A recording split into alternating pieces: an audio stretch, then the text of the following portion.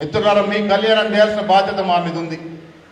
సంవత్సరమే అయింది అధికారంలోకి వచ్చి, గోల పెడతా ఉన్నారు టీఆర్ఎస్ నాయకులు. అంతే కదా, సంవత్సరమే అయింది మనం అధికారంలోకి వచ్చి 7 తారీఖు గోల మొదలైంది. అధికారం లేకుంటే బతకలేకపోతా ఉన్నారు టీఆర్ఎస్ నాయకులు.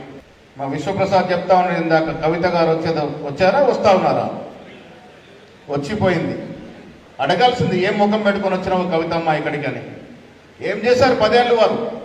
కవిత గారి ఆర్థిక స్థితిగతులు 2014 ముందు ఏముండే, ఇవాళ ఏ స్థాయికి పోయినారు, ఎలా పోయినారు, ఎవరు సొత్తు దోచుకొని పోయినారు?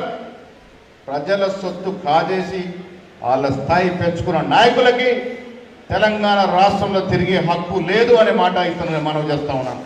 ఆనాడు కేసీఆర్ గారు ఉద్యమ నాయకుడిగా మేము కూడా గౌరవిస్తాం.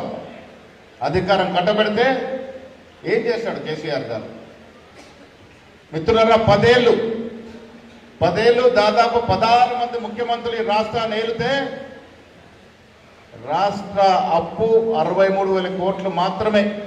65 ఏళ్ళు 16 మంది ముఖ్యమంత్రులు చేసిన అప్పు 63,000 కోట్లు మాత్రమే.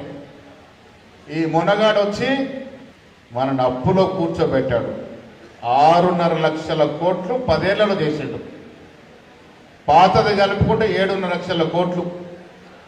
మిత్రులారా, ఎవరు కడుతున్నారు ఆ అప్పు? మనం కడతా ఉన్నాం.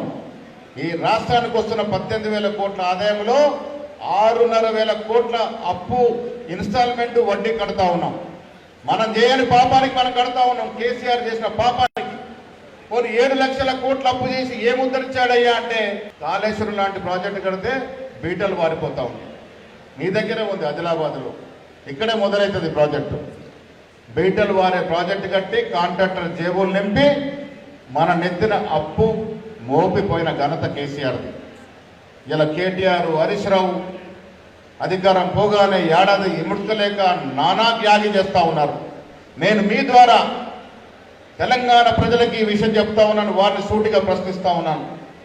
10 ఏళ్ళు మీరు దోచుకున్నది చాలక ఆ దోచుకున్న డబ్బుతో ఇలా సోషల్ మీడియా నడుపుతూ మనని ఇబ్బంది గురి చేసే ప్రయత్నం చేస్తూ ఉన్నారు. మిత్రులారా, మనం పకడ్బందీగా ఉండాలి.